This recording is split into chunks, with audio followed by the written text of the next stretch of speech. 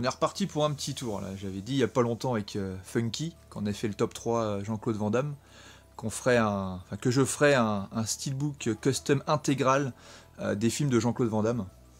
Alors Van Damme, faut savoir que depuis que je suis gamin, je suis fan, depuis que j'ai vu Bloodsport.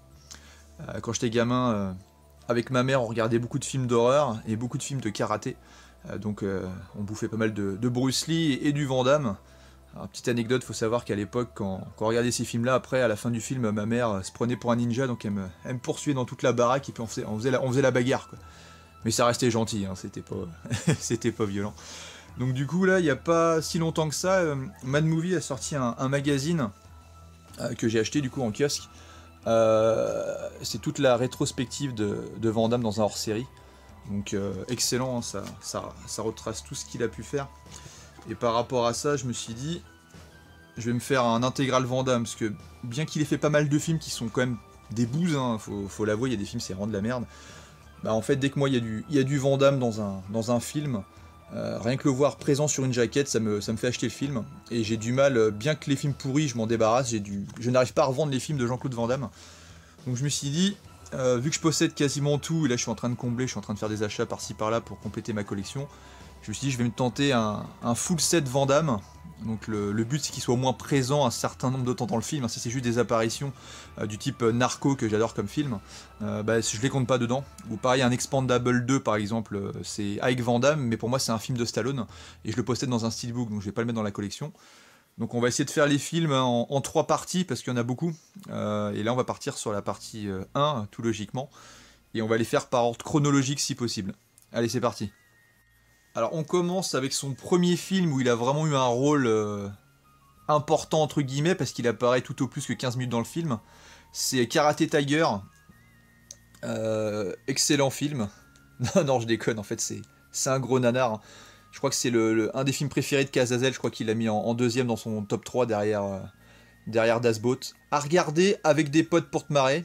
Par contre, le scénario il est bidon, les acteurs... T'as une sorte de sosie de Michael Jackson dedans qui passe son temps à faire de la danse, ça sert à rien. T'as un mec un peu costaud qui fait que de bouffer des Big Mac. En fait, c'est très très cliché et l'acteur principal n'a aucun charisme. Ça vaut le coup surtout pour le combat final où Van Damme apparaît, où il fait le fameux grand écart, là, on voit sur le ring, les bras croisés.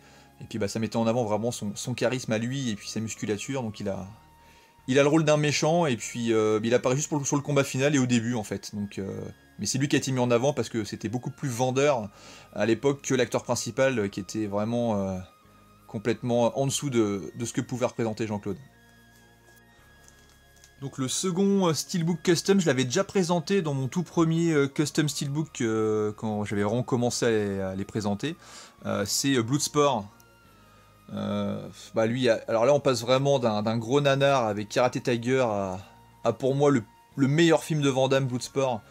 Donc là il est acteur principal, là il montre tout son talent, le film c'est pas un gros scénario, hein. Van Damme il a pas vraiment de gros films dans sa filmographie, mais par contre voilà, là on voit qu'il est à fond, qu'il est complètement surmotivé. C'est lui qui avait remonté le film parce que le premier montage en fait du réalisateur était très moyen et Van Damme l'a rendu beaucoup plus dynamique.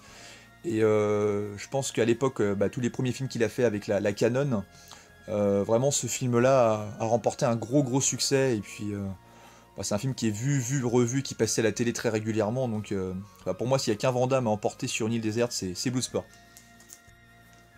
Alors on poursuit les Steelbook Custom avec Black Eagle. Le titre français c'est L'arme absolue. Je sais pas s'il est sorti avant ou après Bloodsport, qui sont sortis la même année. Donc voilà. Le Steelbook, pour moi c'est un film mineur de Van Damme. Il a encore un rôle de méchant, hein, comme dans Karate Tiger. Il joue encore un méchant et encore un russe, parce qu'à l'époque comme maintenant, je crois que les Américains et les Russes peuvent pas se blairer. Film où Van Damme pareil apparaît pas longtemps, il joue encore une sorte de sbire, c'est encore toujours un numéro 2 dans les films quand il est méchant, il est toujours le bras droit d'un chef. Véreux, et du coup ce film là je l'aime pas trop, hein. C'est un peu mou, il y a vraiment que la présence de Van Damme qui fait que le film je l'ai dans la collection. Et petite anecdote, le recto de mon steelbook c'est pas le recto de L'arme absolue, mais c'est l'image du film Full Contact, simplement parce que chez nous le Blu-ray du film de L'Arme absolue est sorti en bundle avec Full Contact, les deux films sont sur le même Blu-ray. Donc j'ai dû faire un steelbook 2 en 1, pourtant je suis très film individuel, un film par steelbook, mais là j'ai pas eu le choix.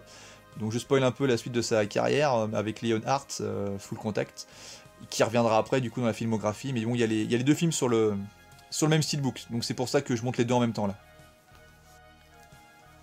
Ensuite on passe à l'année 89 avec Cyborg.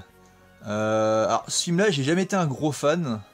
J'ai l'impression que je le connaissais plus grâce à la parodie des Inconnus où ils font Cosette sur le truc et où ils s'amusent à reprendre les sons de Van Damme où à chaque fois qu'il se bat il fait des oh, et ça dure 15 secondes. En fait du coup le film m'a plus fait marrer, je le regarde plus comme un nanar que comme un vrai film. C'est un film post-apocalyptique toujours sous le label de la Canon. C'est fauché hein, mais c'est rigolo, il y a quelques effets spéciaux qui sont sympas. Et voilà, c'est pas un grand Van Damme, mais c'est pareil, on est dans le nanar, mais contrairement à Karate Tiger qui est un gros nanar, un peu soporifique, lui c'est un nanar rigolo qui est sympa à regarder. Donc voilà, Cyborg, un petit Van Damme à l'ancienne, comme on les aime bien quoi. On enchaîne avec Kickboxer, toujours en 89, qui est un peu le petit frère spirituel de Bloodsport. Kickboxer, alors celui-là je le présente rapidement, je vous montrerai pas la photo intérieure parce que c'est un vrai steelbook, hein, je l'ai acheté dans le commerce celui-là sur Zavi à l'époque quand ils envoyaient encore des steelbooks bien protégés et qu'ils n'arrivaient pas qu'à bosser, maintenant j'ai complètement arrêté chez eux. Kickboxer, bah pareil, vu et revu avec le fameux Tongpo. Un bon film, hein, je préfère Bloodsport à Kickboxer, mais bon celui-là quand j'étais gamin je l'ai poncé dans tous les sens, donc voilà, donc lui c'est un vrai steelbook, j'ai juste customisé la tranche, parce que j'essaie de faire des tranches de la même façon à chaque fois, dans le but d'avoir quelque chose d'homogène quand je cherche dans ma collection, comme ça tous les Van Damme ils sont marqués Van Damme Collection avec Kickboxer. Enfin pas Kickboxer à chaque fois heureusement, mais c'est marqué le titre du film de Van Damme plus Van Damme Collection. Donc voilà.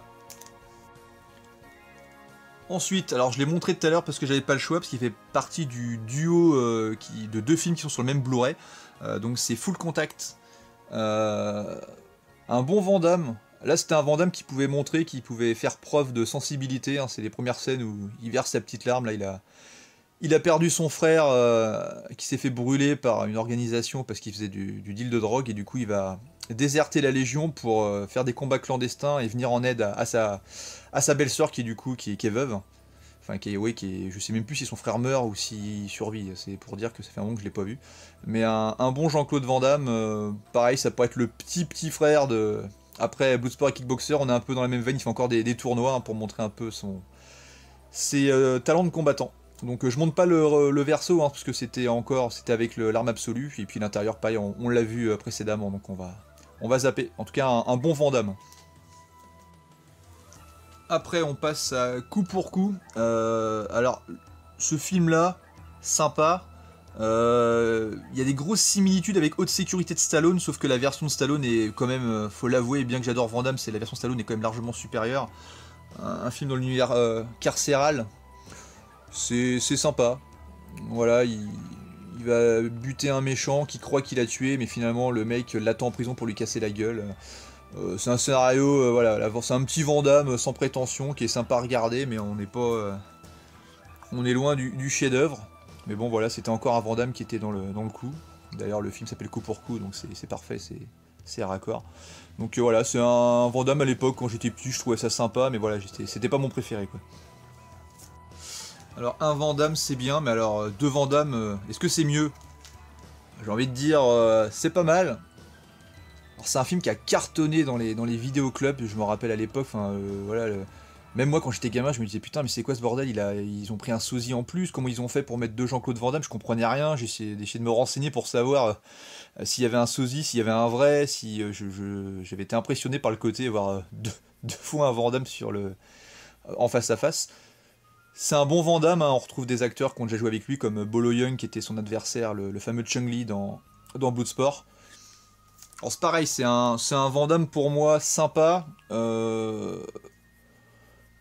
qui est sorti vraiment quand il était en pleine explosion dans le bon sens du terme. Je l'ai trouvé sympa, mais voilà, moi je le préférais quand il faisait des tournois d'arts martiaux.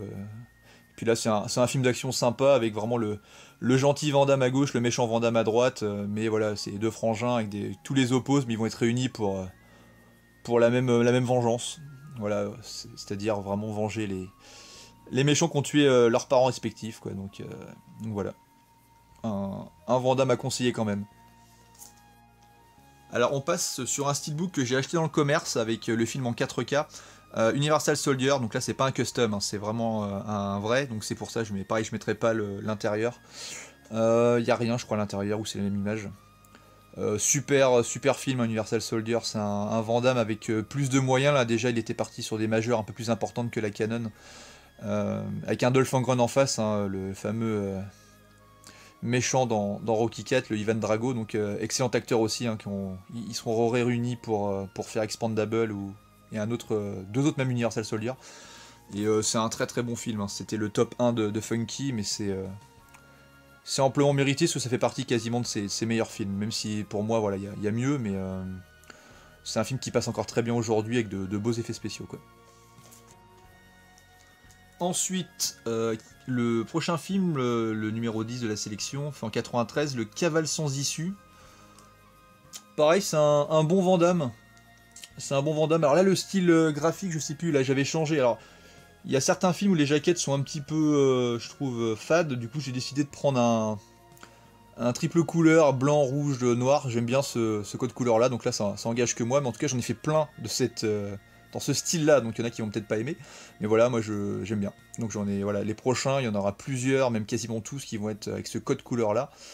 Très bon film de Van Damme, avec un Van Damme qui s'échappe il doit arriver dans une prison, et son frère l'aide à s'évader avant qu'il aille à la prison, puis du coup il va se retrouver dans une sorte de campagne où il va être recueilli par une famille où la mère elle est poussée à l'expulsion de sa maison par des promoteurs immobiliers un peu véreux. Donc bah, Van Damme il va être dans le coin, forcément il va en profiter pour être avec la fille et surtout pour la protéger et péter la gueule aux méchants qui veulent l'emmerder, quoi.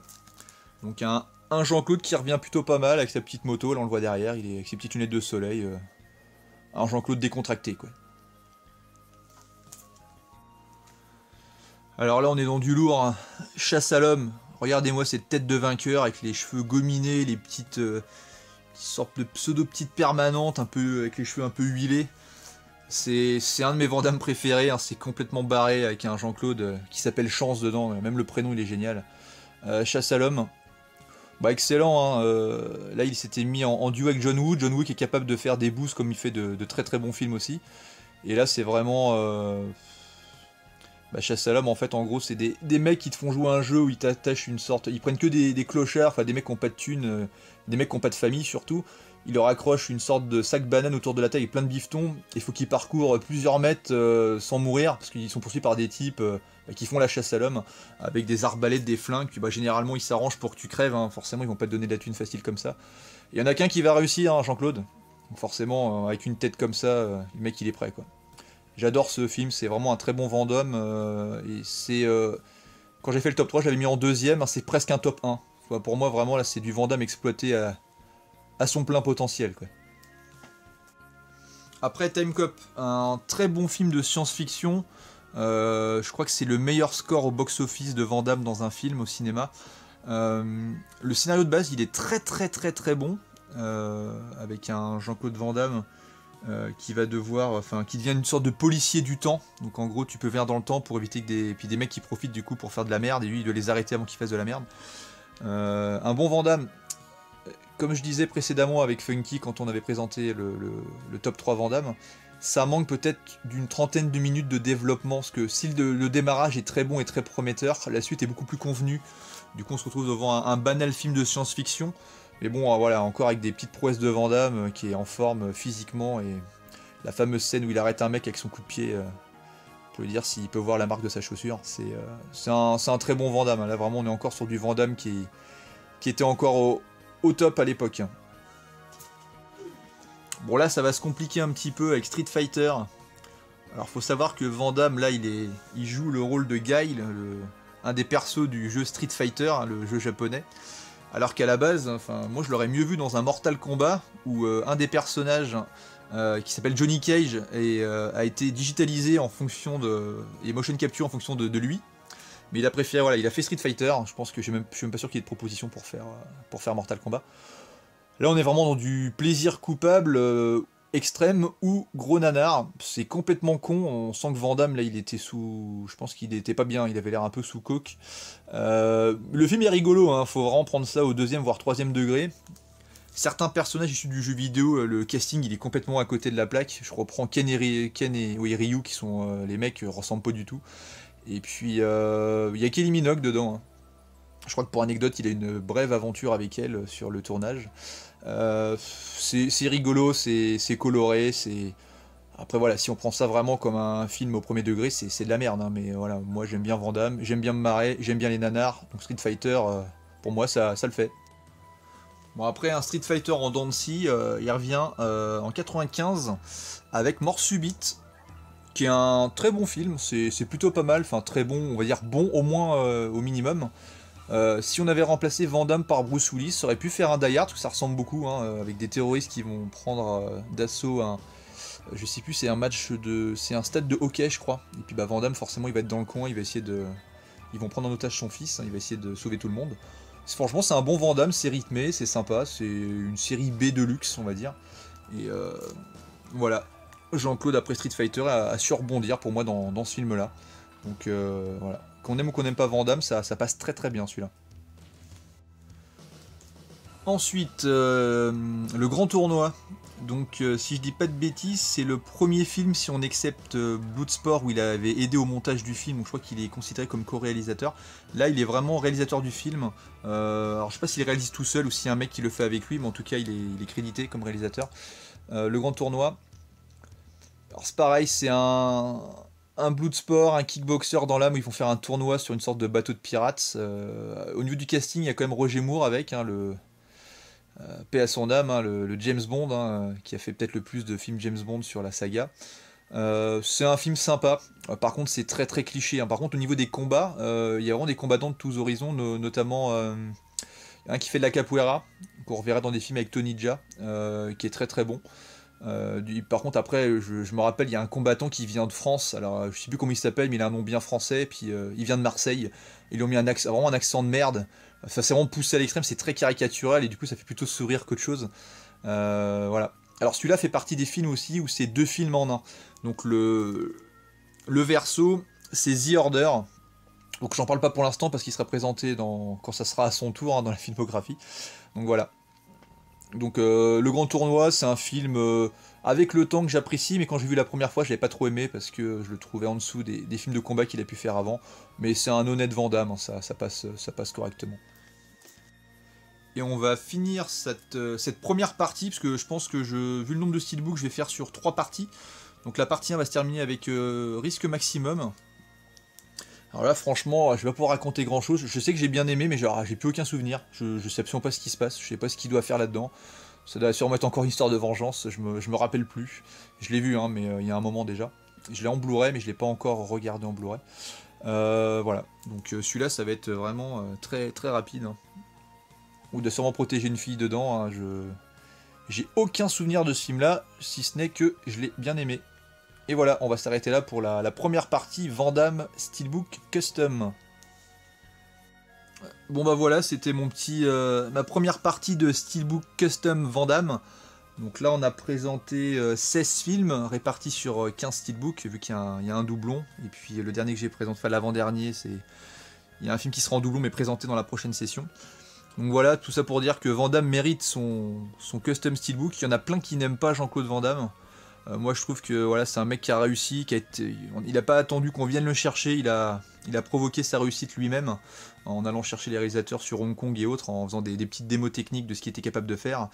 Et heureusement que la Canon l'a découvert et lui a donné son premier grand rôle avec Bloodsport, parce que c'est de là que découle en fait toute la suite de ses films.